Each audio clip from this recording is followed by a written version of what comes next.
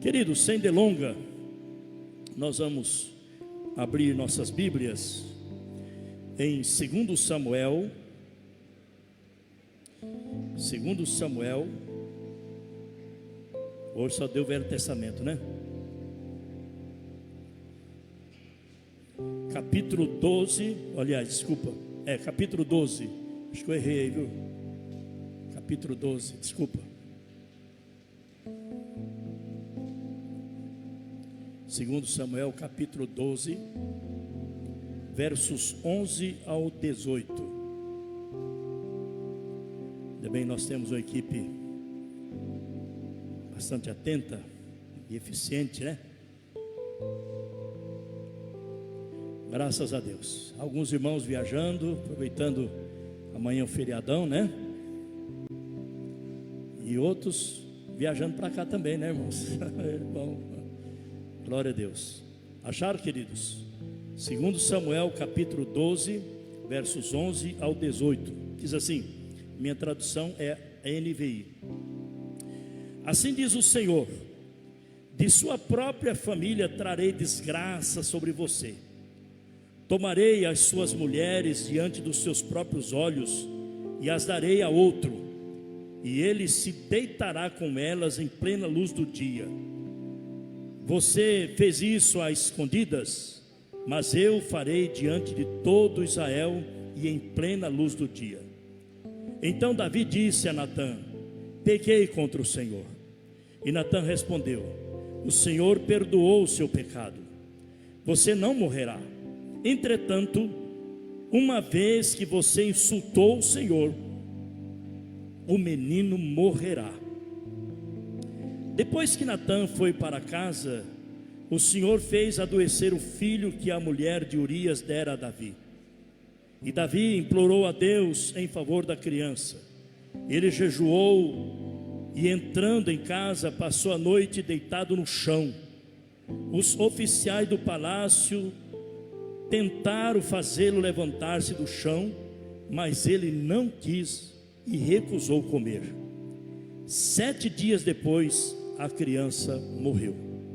Pai, estamos aqui nesse culto de adoração ao Senhor, e Tu tens toda a liberdade, porque a casa é do Senhor, para falar conosco,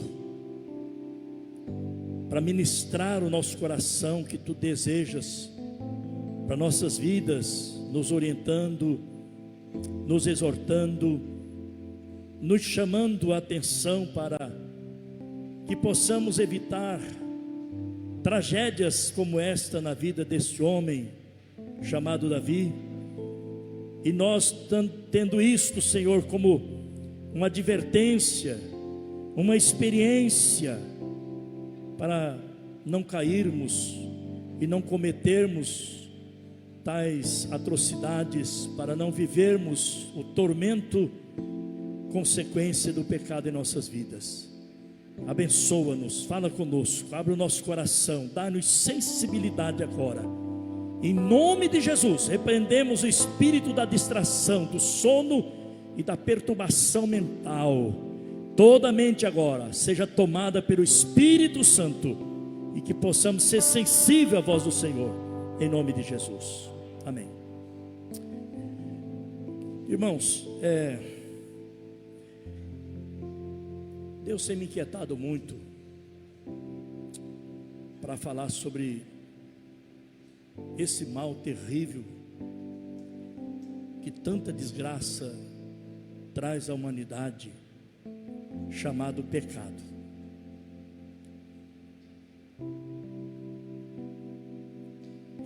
Eu digo isso com uma preocupação, porque ao longo desses 40 anos como pastor, pastoreando diversas igrejas no estado de São Paulo e aqui em Londrina, 28 anos, 29 quase, é estarrecedor.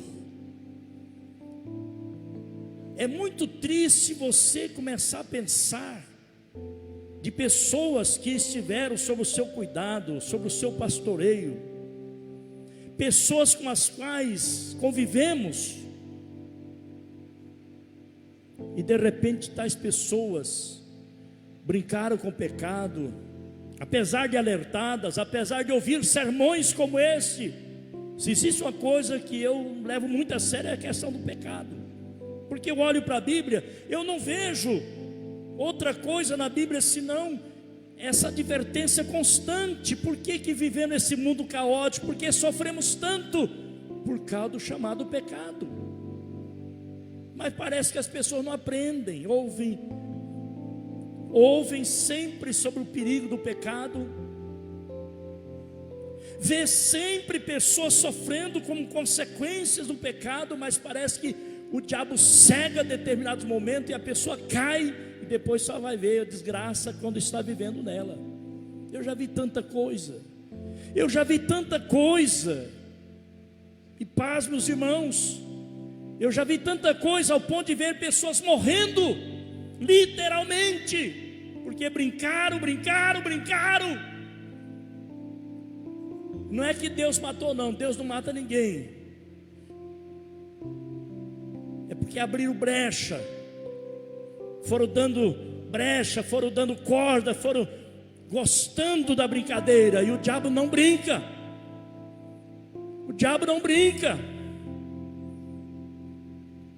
e o diabo levou.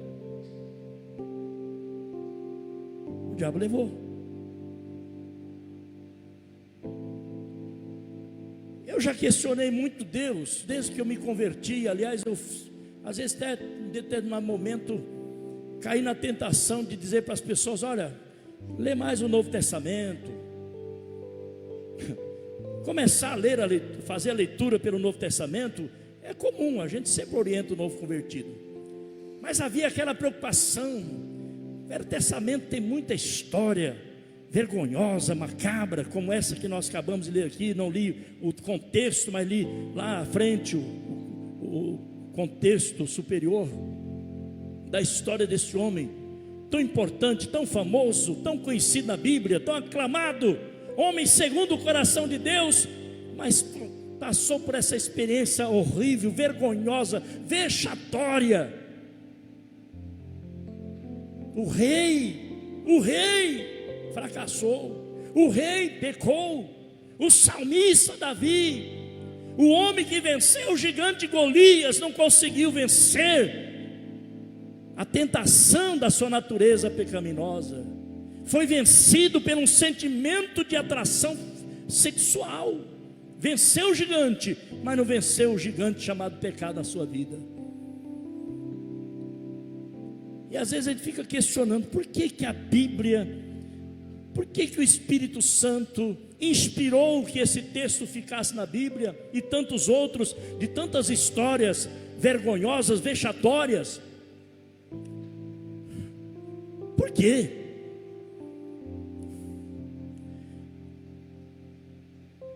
Tudo está na Bíblia, tudo que está na Bíblia tem suas razões, nada é por acaso ou por mera coincidência.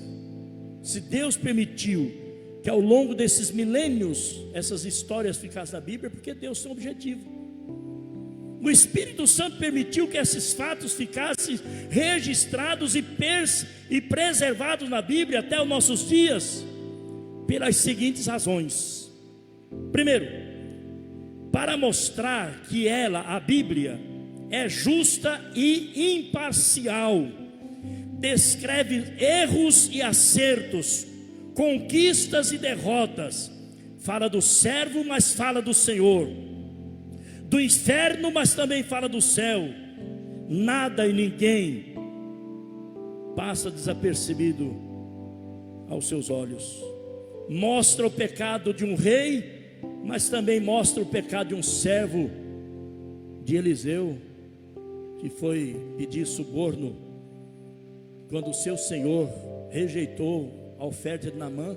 Ele mentiu e foi lá, foi amaldiçoado. Então a Bíblia mostra isso para dizer que ela é imparcial, não encobre erro, não encobre nada, ela é transparente. Religioso, incrédulo, rei, servo, pobre, feio, bonito, todo mundo está diante dos seus escritos.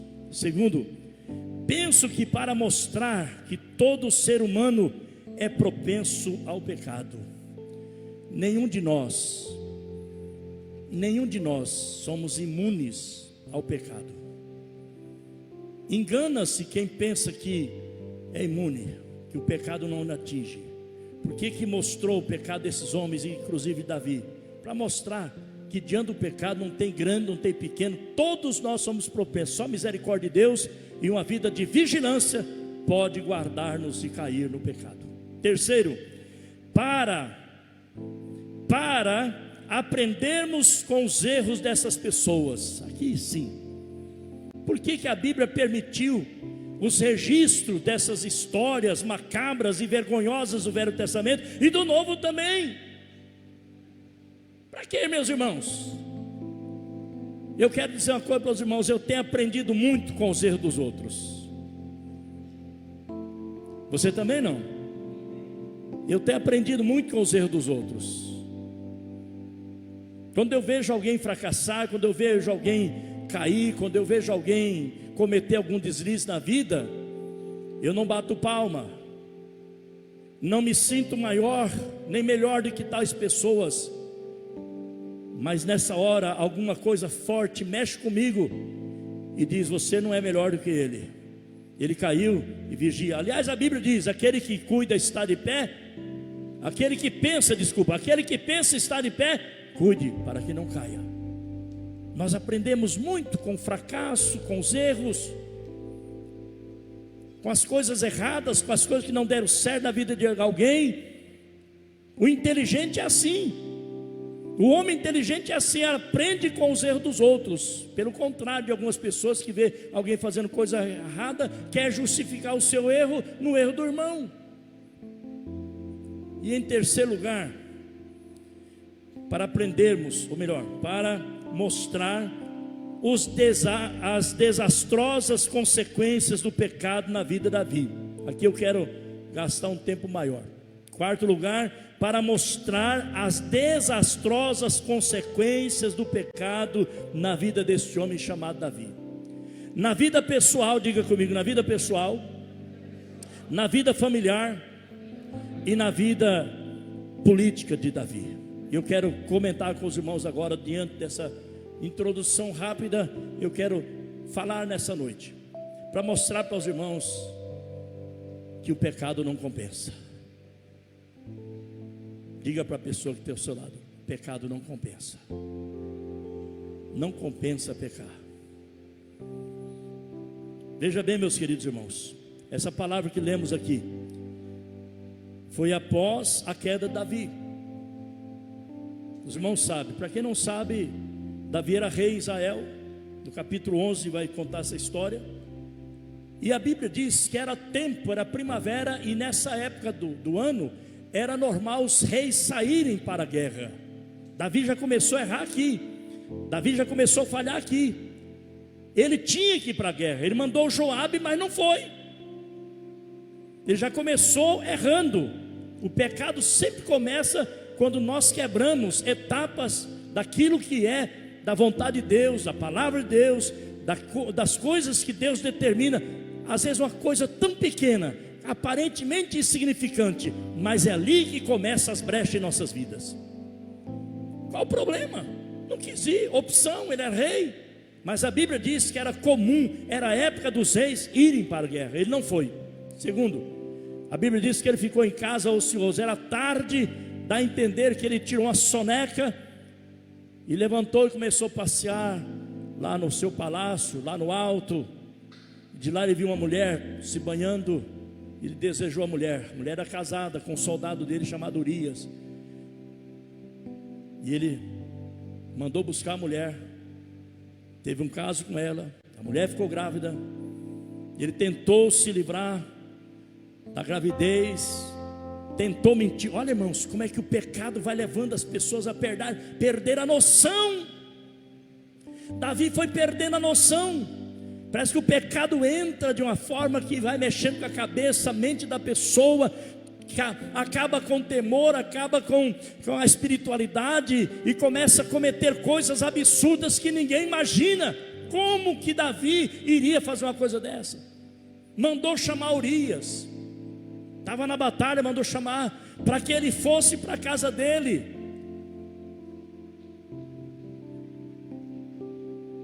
E ao se relacionar com a esposa, depois poder dizer que a criança não era Davi, era de Urias.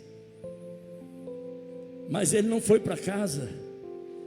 O homem era temente a Deus, falou: não, meus colegas estão na batalha, a arca do Senhor está lá, eu vou para casa dormir com a minha mulher. Nada disso, dormiu na porta do rei. O rei mandou chamar para uma festa, embriagou o homem, e ele a si mesmo não foi para sua casa. Davi falou: e agora?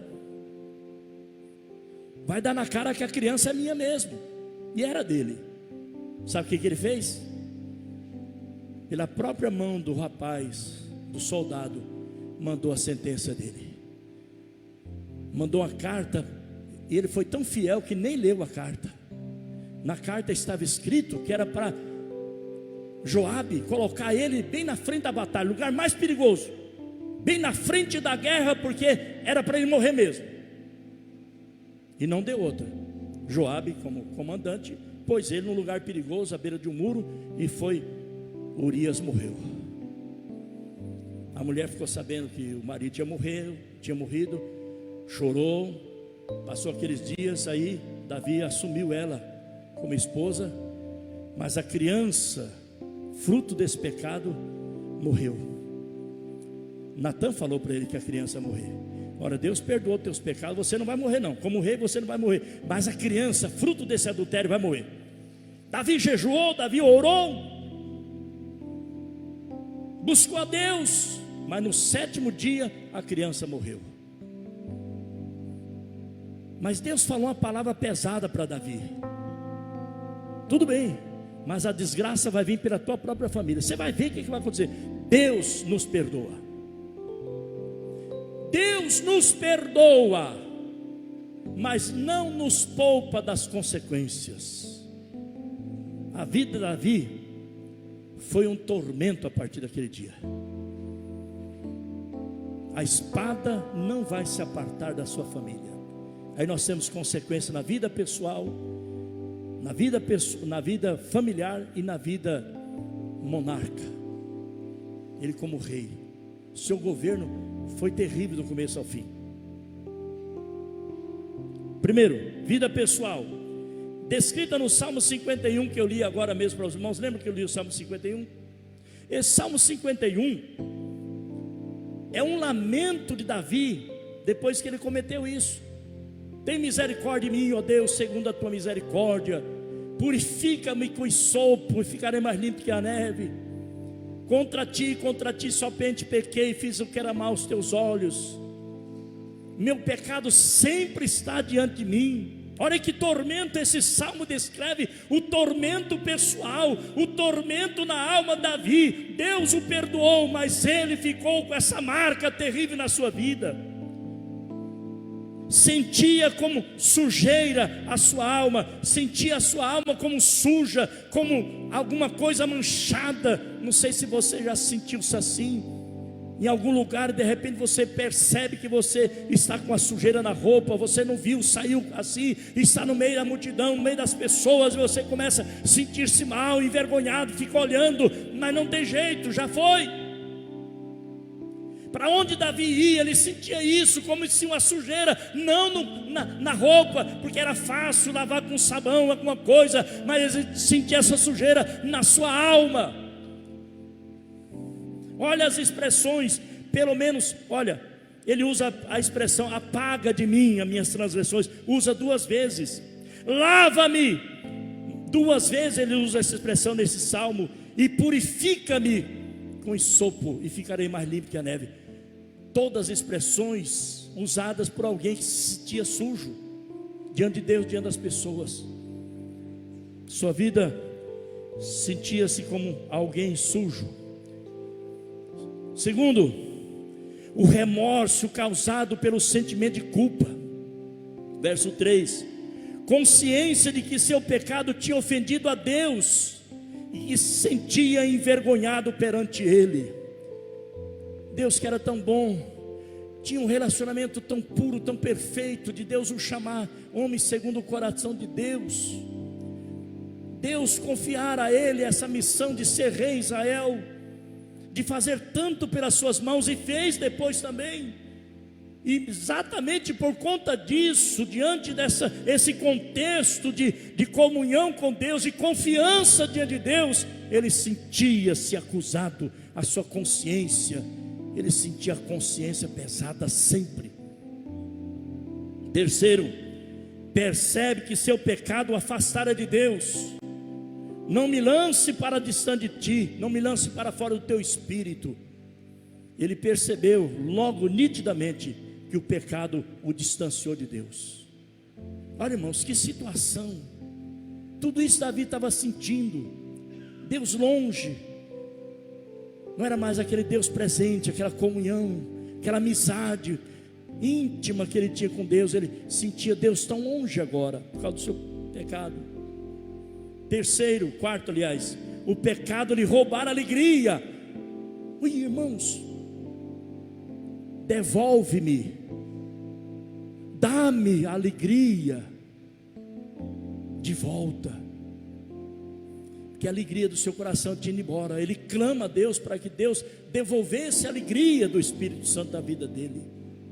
Tornou sua vida triste, amargurado, vazia, e ele clama para que Deus devolvesse a alegria da sua salvação a ele. Segundo lugar agora, a vida familiar de Davi. Que tragédia. Vocês viram aqui?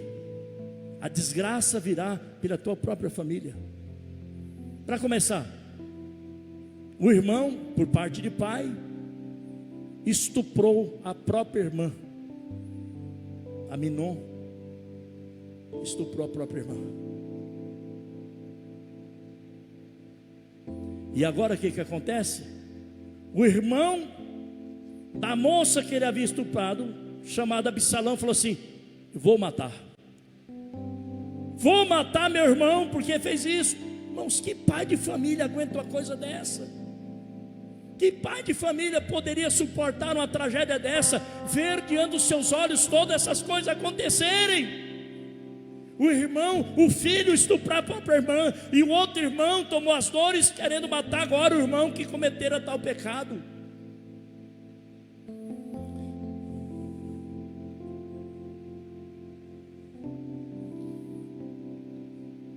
E posteriormente, Absalão, que matou Aminon por causa do estupro da irmã, foi perseguido. Depois nós vamos chegar lá. Questão da conspiração, queria tomar o rei do pai. A Bíblia diz que Absalão tinha um cabelão longo.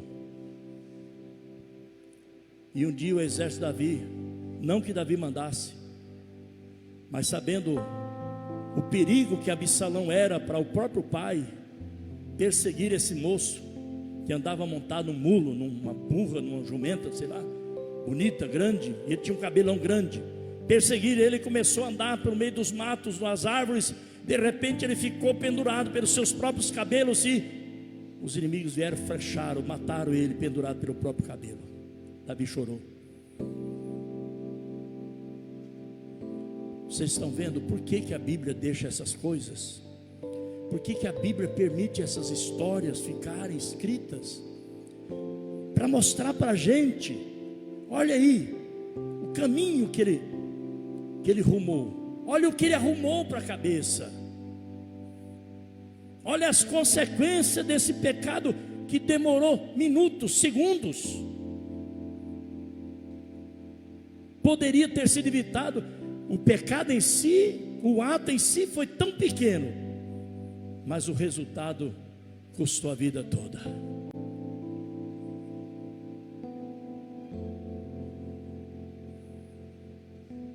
Terceiro e último lugar, consequência no reinado de Davi. Um reinado tumultuado e com muito derramamento de sangue. O reinado de Davi foi totalmente tumultuado, do começo ao fim. Brigas, guerras, filho querendo tomar o lugar dele.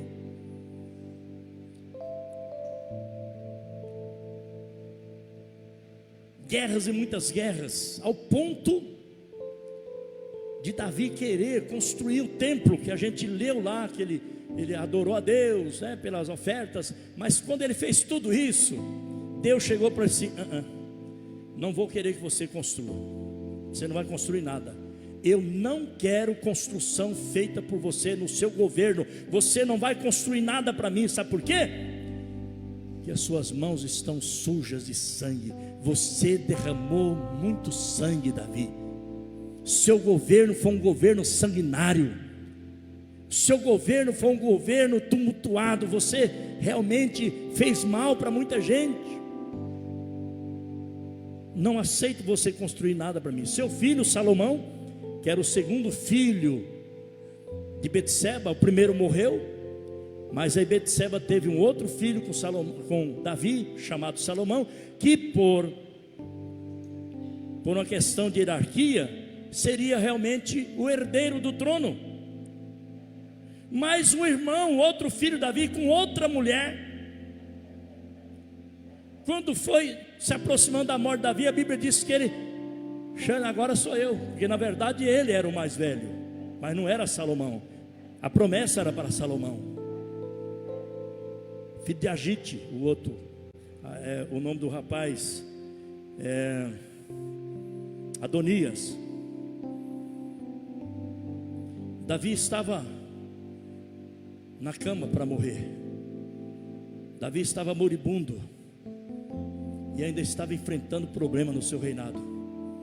Ele estava morre, não morre, e Betseba ainda teve que chegar lá, em volta dele, e disse: olha,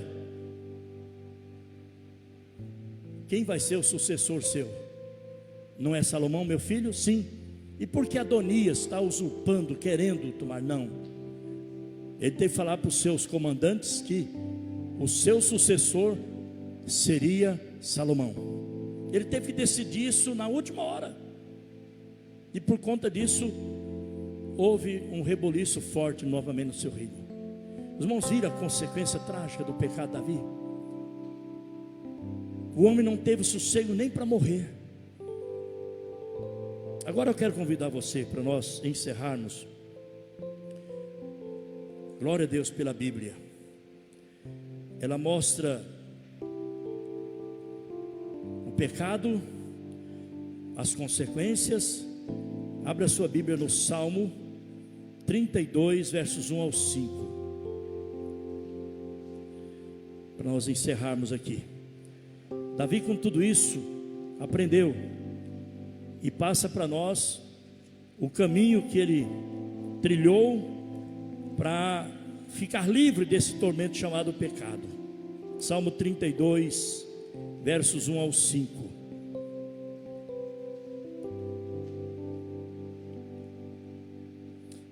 Vendo como é bom de ler a Bíblia? A gente vê as histórias, a gente estremece, né? Estarrecido. Mas Deus quer com isso nos alertar. E não é só o pecado de adultério, não é só o pecado de infidelidade conjugal. Todo pecado é pecado. É verdade que existem pecados que ele tem uma abrangência maior, ele tem uma repercussão maior. O adultério, por exemplo, envolve a questão moral, envolve questão familiar, sentimental, né? Então esse é um pecado horrível. Mas a mentira, a trapaça, o suborno, né? E outros tantos que as pessoas cometem, abrem brechas também. E depois começa a acontecer coisas ruins, as pessoas não sabem o que é. Às vezes tem hora, ó Deus, Deus tampa a brecha primeiro, não tem jeito. Você pode orar 1000 vezes, pode rasgar o coração de tanto orar, mas se não pedir perdão, não se arrepender, o pecado não é perdoado. Só existe um caminho para o pecado ser perdoado. Pecado arrependido é pecado perdoado. Amém, meus irmãos? O único pecado que não tem perdão é o pecado não arrependido. Vocês viram aqui? Quando Davi fala: realmente pequei contra o Senhor, o Espírito de Deus que estava na vida de Natã disse assim: o Senhor te perdoou, Davi. Aleluia. Foi imediato.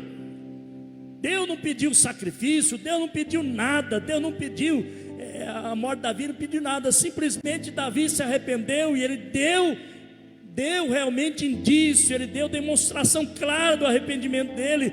Deus usou Natan e disse: teu pecado está perdoado, você não vai morrer não. Deus já te perdoou, mas as consequências não tem jeito. Salmo 32, de 1 a 5 diz assim. Desculpa, irmãos, eu olhei falando aqui. 32, pode ficar com a sua Bíblia aberta. Salmo 32, 1 a 5, por favor. Aleluia, já estamos terminando.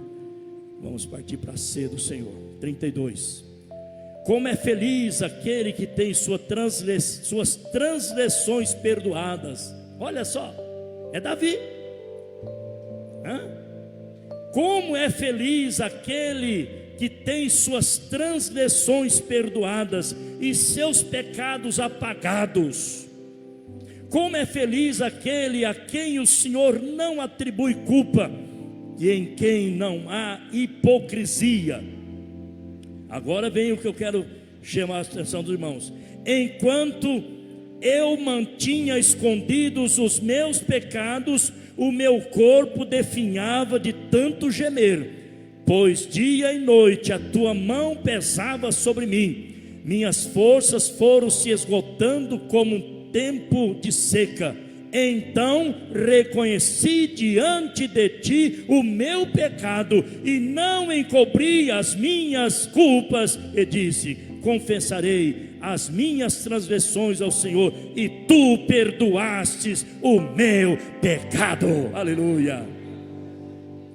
Enquanto eu tentava encobrir, enquanto eu tentava maquiar, enquanto eu tentava me passar por bonzinho, eu gemia, eu chorava, tua mão pesava sobre mim.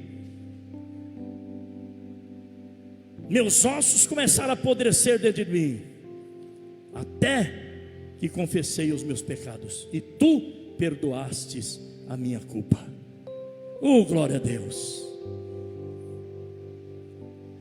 Tem gente que carrega carga, anos após anos. Consciência, o caminho é o arrependimento e a confissão. Reconhece,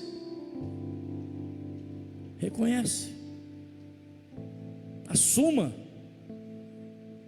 confesse ao Senhor e a pessoa contra quem você pecou, e viva em paz, como Davi. Enquanto me calei, apodrecia os meus ossos, era um tormento, não tinha paz, não tinha alegria. Então disse: confessarei os meus pecados, Senhor. Confessei, e o Senhor perdoou o meu pecado. Pecado confessado é pecado perdoado. Amém, meus irmãos? E se existe uma coisa que o diabo gosta de usar, é a nossa culpa. Enquanto ficamos maquiando o pecado, ele fica nos atormentando. Mas quando confessamos, ele perdeu a batalha, porque Deus nos perdoou. Deus perdoa a pessoa, e ele não tem mais do que nos acusar. O nome Satanás significa acusador. Diabo tentador, Satanás acusador. Lá em Apocalipse está escrito. Vamos ficar em pé. Enquanto me calei, enquanto eu conservava o meu pecado, o tormento perdurava. Mas quando eu confessei, quando eu procurei o Senhor, quando eu me consertei, o Senhor perdoou o meu pecado. Irmãos, que essa palavra fique no nosso coração. Toda vez que a tentação surgir, a Bíblia diz que bem-aventurado o homem que sofre a tentação. A tentação em si não é pecado. O pecado é quando nós cedemos à tentação. Jesus foi tentado, mas não cedeu. Ser tentado significa ser convidado a fazer a coisa errada.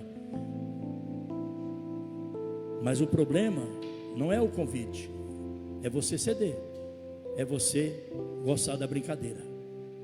Feche seus olhos agora. Se Satanás está acusando você de alguma coisa, pega essa palavra agora e diz: ó diabo, hoje a vitória veio, hoje sua derrota está aqui. Eu não vou mais levar essa carga. Eu vou assumir o meu erro, eu vou confessar e eu vou ter paz no meu coração. Se você está sendo tentado, olhe para essa palavra. Tome essa palavra agora como uma palavra de Deus para a sua vida. Não vale a pena 1 minuto, alguns segundos de prazer e a vida inteira de tormento pela frente, mesmo perdoado, mas as consequências são inevitáveis. Eu fico pensando, irmão, se Davi imaginasse a tragédia que ele ia viver, se Davi imaginasse a desgraça que esse mal, que esse pecado ia trazer à sua vida, eu duvido que ele ia pecar. É que não tem jeito de antecipar, não tem jeito de visualizar, imaginar o que vai vir pela frente.